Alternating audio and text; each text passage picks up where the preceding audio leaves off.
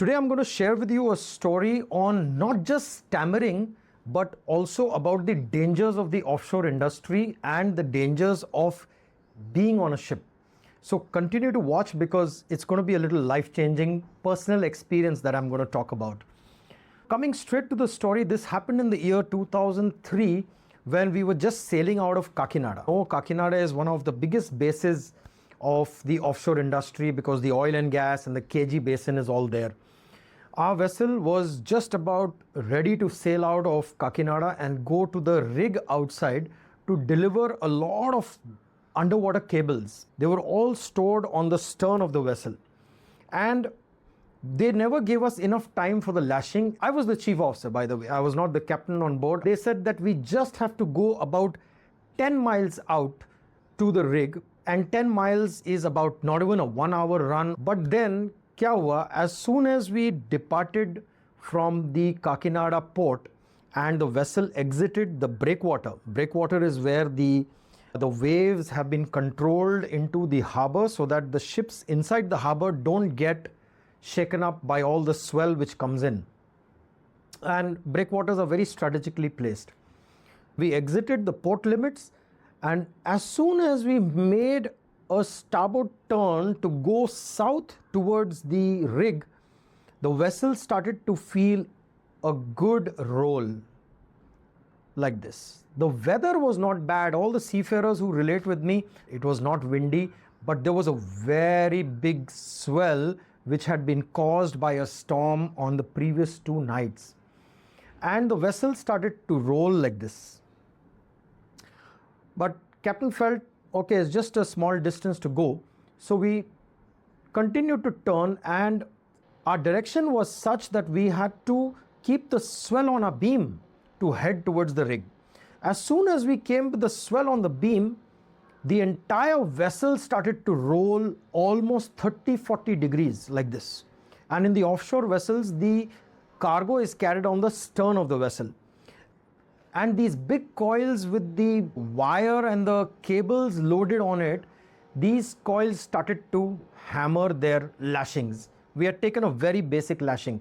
So every time the ship would roll, the big coil, which is almost the size of a room, each coil is about, I think, maybe 12 feet high.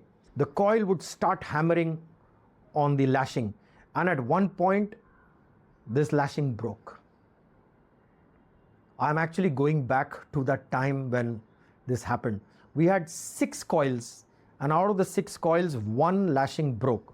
So every time the ship would roll now, this 1 coil would go rolling onto the other side and hit the other coil. And every time the ship would go rolling back this side, it would go and hit the ship's cargo rails. Very soon, it dislodged the other coils because the other coils were also getting hammered. And it will go, and the whole chain which it was lashed with would just get so tight. We tried to put our hand and hold this coil while it was coming back to us, but the weight was so high that anybody could lose their hand trying to do that. I think maybe 5 tons, 10 tons coils, and the chain, if it breaks at such a time and hits somebody, you could just lose a life. We had a serious emergency when 4 of the coils got dislodged and they got thrown here and there. I had to go running up to the bridge because our crew was trying to hold the coils in place, but the ship had started to get a very big heel. And with the heel, we tried to turn the ship back into port. But turning the vessel back by 180 degrees was another major challenge because we almost came to the point of getting capsized, the vessel overturning.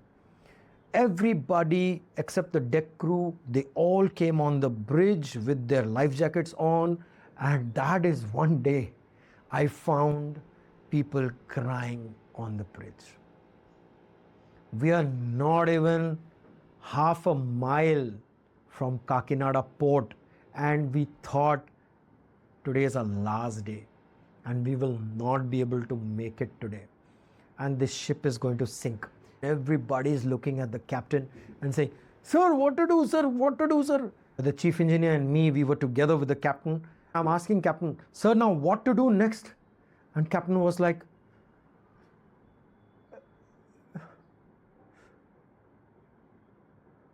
that was one day I saw stammering or stuttering or a normal person who is going through a huge pressure and anxiety at that point, because you've come to a point of your life where being a captain of the ship, your entire experience comes to play, entire reason why you get highly paid to be out there. It's not primarily because you're away from your family.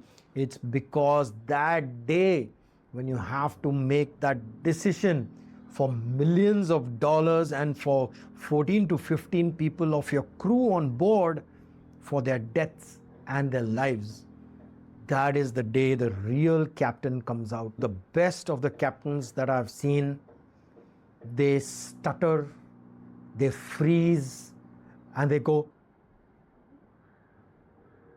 What happened on the deck side was a little life-saving, because the entire cable coils which were hammering, the entire coil is broken.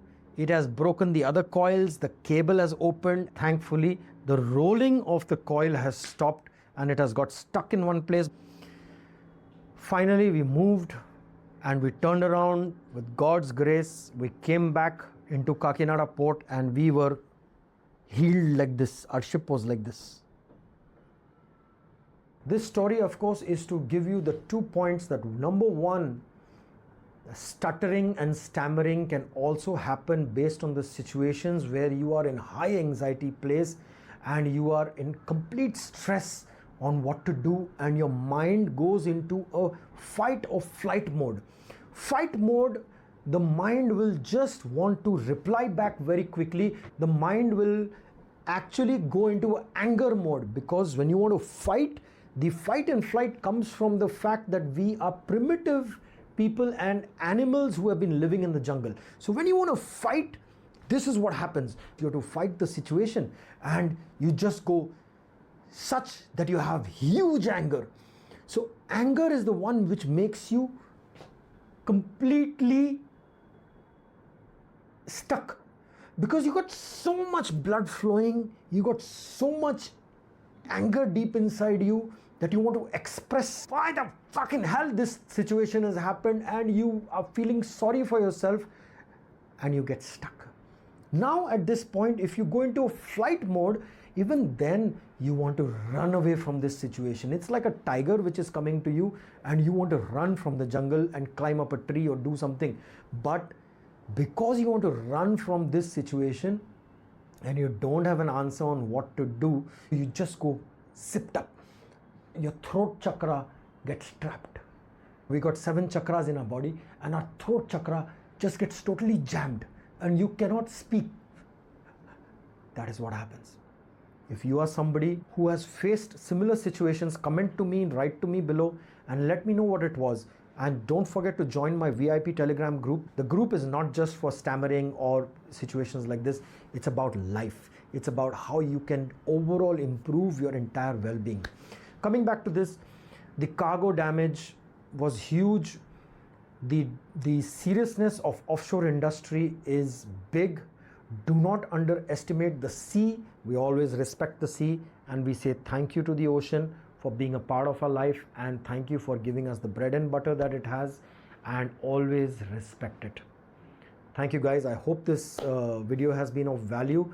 I'll be coming up with a lot more. I will share my webinar which is coming up. I'm just setting up the systems. Until my next video, this is Captain Amit Bhandari signing off. Navigate the ship of your life.